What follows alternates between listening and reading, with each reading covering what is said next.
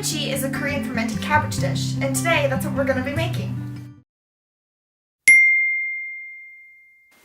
So welcome to my kitchen, you guys. Well, this is actually a really small portion of my kitchen.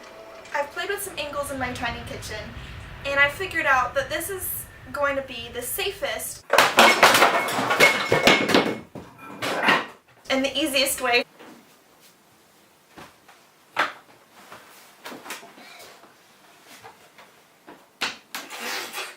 for me to film a video for you guys.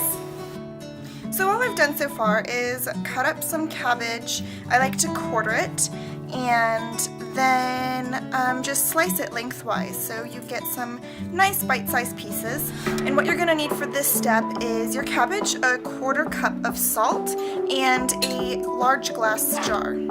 It's not absolutely necessary, but I do really recommend wearing a glove when you are massaging the cabbage and the salt together.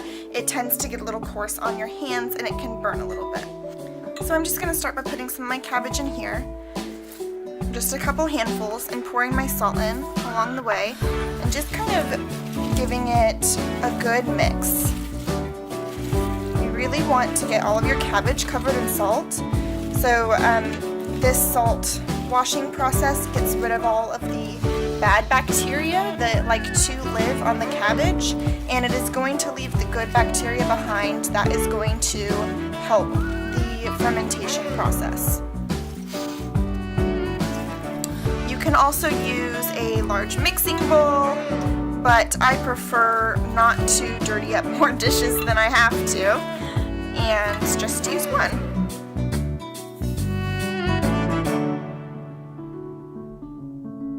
Okay, now that my cabbage is thoroughly covered with salt, I don't need the glove anymore. I'm going to press down this cabbage as deep into the jar as it will go and fill up water just so it covers the cabbage.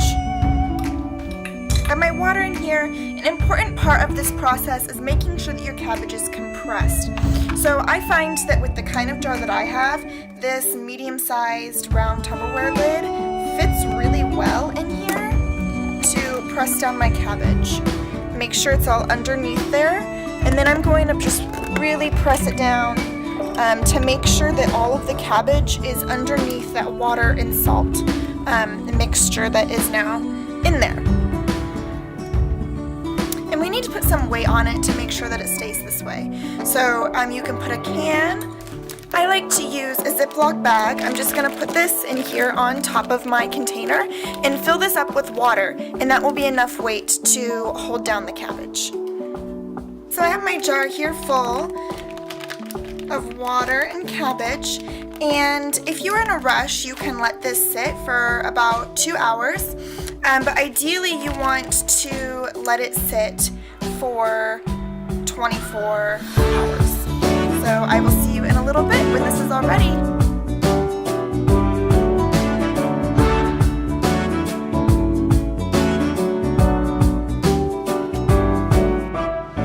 Okay, so now that the cabbage has been sitting for a few hours, I am going to rinse all the salt off of it in a bowl and let it rinse and sit in some cold water for about 15 minutes.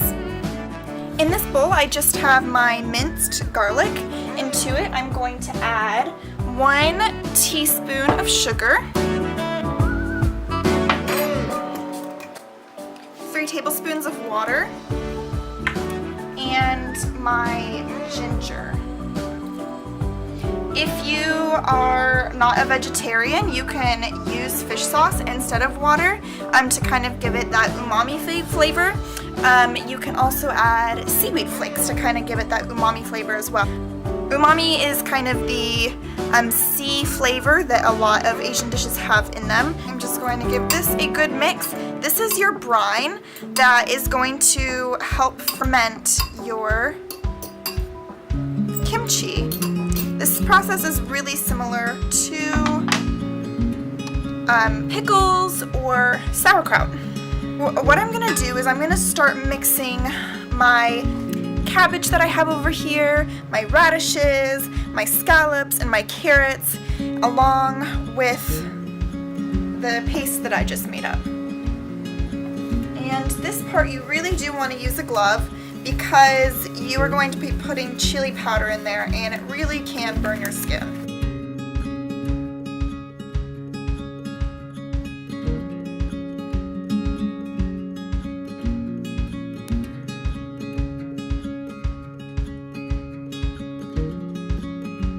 You really just want to massage this all together and rub those seasonings into the cabbage and the radishes really well. And how much chili powder you use is really up to you. If you can find Korean chili flakes, that is ideal. I could not find it here in our small town, so I just used regular chili powder. And I like mine fairly spicy. When you are fermenting, you need to use a glass or a ceramic jar. If you use any plastics, you're gonna have a really hard time getting the smell out.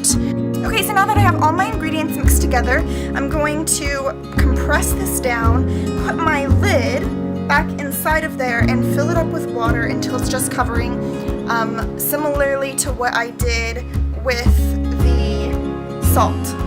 So you can see I have my lid pushed down in here. You just want enough liquid that if you press on the lid a little bit, that it kind of comes over the sides. You just want it to barely cover the cabbage so all of those spices are still rich and they don't get too watered down. So I'm gonna let this ferment for the next 7 days. You want to test it every day, take it out, massage it around a little bit, try a bite and see how much longer it needs to ferment. You might like yours is strong, you might like it stronger, so that is kind of up to you. 7 days later, you want to jar it. You will get 4 pint-sized jars of kimchi from this recipe. Pour the liquid to fill up over the cabbage and then refrigerate it to stop the fermentation process. I like to eat mine over rice. That is all for this recipe. Thank you guys so much for watching. Enjoy your kimchi!